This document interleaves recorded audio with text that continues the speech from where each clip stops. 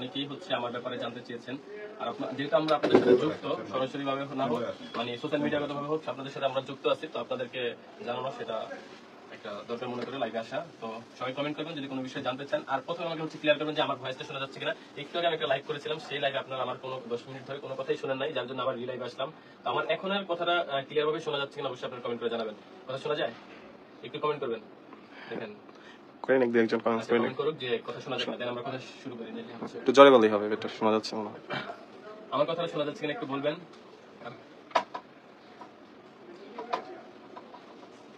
কথা শোনা যাচ্ছে? কোন কমেন্ট আসছে? Hi hello. হ্যাঁ হ্যাঁ, আমার কথাটা যদি ক্লিয়ারলি আপনাদের কাছে পৌঁছে যায়, আপুরটাতে দেখেন, তাই দেখা যায়। আপুর হ্যাঁ আচ্ছা, এই ফোনটা একটু চেক দাও, কথাটা শোনা যাচ্ছে কিনা। সমস্যা নাই, লাইভ তো লাইভ তো লাইভটাকে লাইভ করছি আমি, যারা লাইভে ছিলেন তারা তো জানেনি। আমার কোনো কথা শোনা যায় নাই।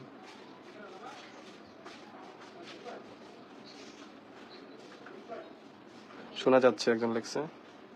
কথা শোনা যাচ্ছে? দেখো কথা শোনা যাচ্ছে? শোনা যাচ্ছে। যাই হোক, তো প্রথমে হচ্ছে আমার সাথে যে রয়েছে অ্যাডভোকেট রুহুল আমিন স্যার, স্যারকে অনেক অনেক বেশি ধন্যবাদ। স্যারের শুনানিতে হচ্ছে বিজ্ঞ আদালত আমাকে জামিন দেয়, আর বিজ্ঞ আদালতের কাছে আমি কৃতজ্ঞতা প্রকাশ করছি। এবং আমার হচ্ছে ডান পাশে রয়েছে মনিকাপুকে অনেক অনেক ধন্যবাদ। প্রথম থেকে হচ্ছে আমার অনেক অনেক হেল্প, এবং এই জামিনের ব্যাপারে হচ্ছে অনেক বেশি হেল্প করে। তো এখন আসতে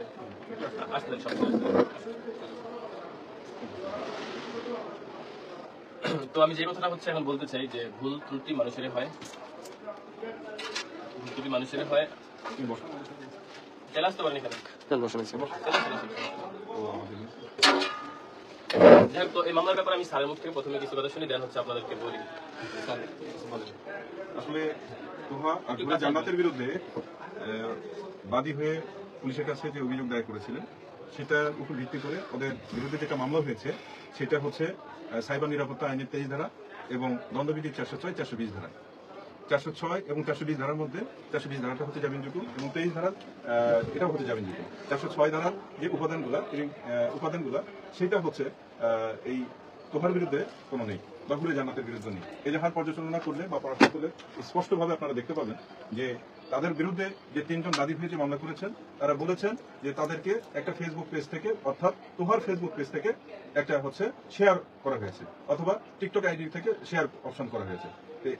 এটা করা হয়েছে তারা জেনে অথবা না জেনে বা বুঝে না বুঝে হয়তো এটা শেয়ার করেছেন।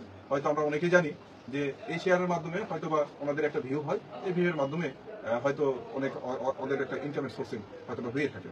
বাট এরা যে এই জুয়ার খেলার ব্যাপারে বা জুয়াতে যে আসক্ত এরকম কোনো উপাদান এই মামলাতে নেই।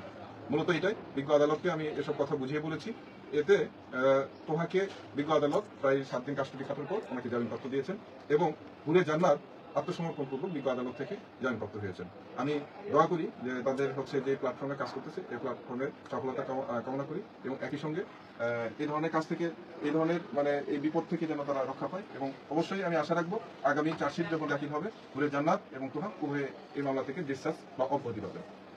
যাই হোক, স্যারের কথা শুনলেন, এবার আমি কিছু কথা বলি। তো যেই মামলাটা হয়েছে যে জুয়ার ব্যাপারে, তো এই ব্যাপারটা হচ্ছে আমরা মূলত যদি আমি প্রথমে আসি ভিডিওর ব্যাপারগুলো, তো আমরা যেহেতু কন্টেন্ট বানাই, তো কন্টেন্টের সুবাদে হচ্ছে অনেকেই হচ্ছে আমাদের পরিচিত অপরিচিত, হ্যাঁ, শেয়ার অপশন মানে এই ভিডিওগুলো শেয়ার করে বা দেখি, তো তাদের দেখা দেখি মূলত হচ্ছে এই মানে কয়েকটা ভিডিও শেয়ার করা। আর এই ভিডিও শেয়ারের বিপরীতে বা এইগুলোর জন্য সমাজে কি ধরনের প্রবলেম হতে পারে বা কি না পারে এই বিষয়ে আমরা কোনো ধরনের অবগতি ছিলাম না, যে এটা লিগ্যাল ইলিগ্যাল এটা যদি জানতাম সেক্ষেত্রে আমরা কোনো শৃঙ্খলা হচ্ছে করতাম না।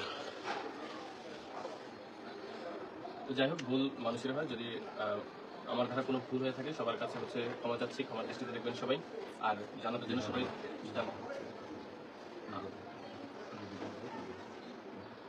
আর বিজ্ঞ আদালতকে অনেক অনেক বেশি ধন্যবাদ। বিজ্ঞ আদালতের মানে সাজেশনিতে জামিন হয়।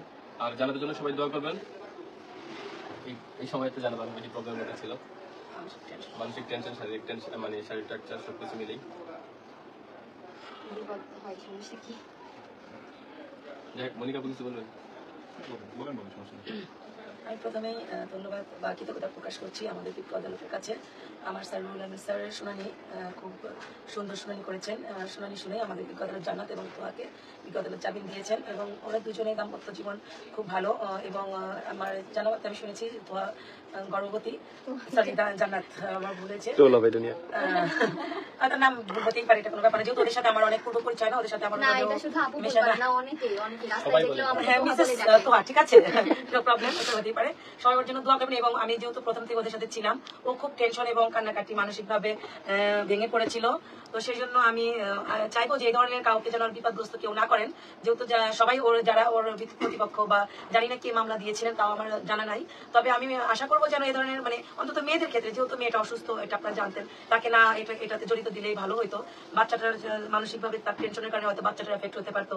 সব মিলিয়ে খুব দ্রুত, যেহেতু তোয়া জামিনে আসছে, মাত্র মানে 7 দিন ছিল, এই কারণেই হয়তো সে একটু কম হয়েছে। নাহলে যদি দীর্ঘদিন থাকতো, আমার স্যার তো খুব ভালো শোনানোর কারণে খুব দ্রুত জামিন করাতে পেরেছেন। তো সেক্ষেত্রে সবার কাছে আমার অনুরোধ থাকবে, কাউকে এভাবে মামলাতে ফাঁসাবেন না।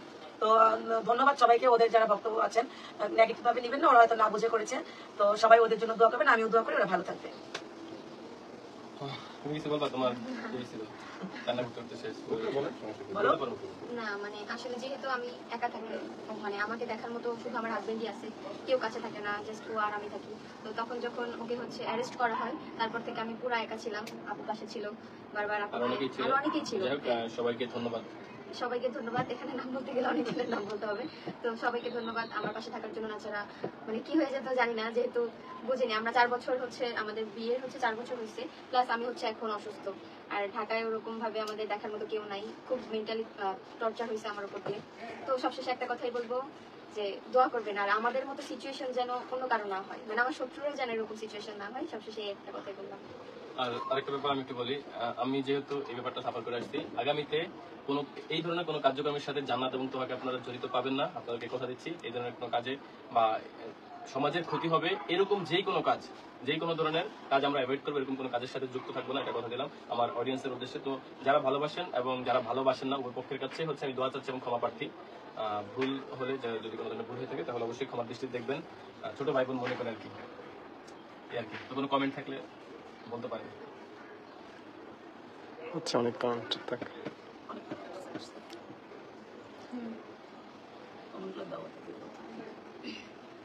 অনেক গরম, ফ্যান ছেড়ে দিলে আর কেউ কথা শুনতে পারবে না। না, ফ্যান ছেড়ে দিলে একটু প্রবলেম, সমস্যা নেই। সমস্যা নেই কিছু। লাইভ কোন জায়গা থেকে কিভাবে আসতেছে? আমি তোমার কোনো পারি না আসলে। তোমাদের মতো টেকনোলজিতে খুব ওস্তাদ না। আচ্ছা, কেউ না কিছু ওস্তাদ।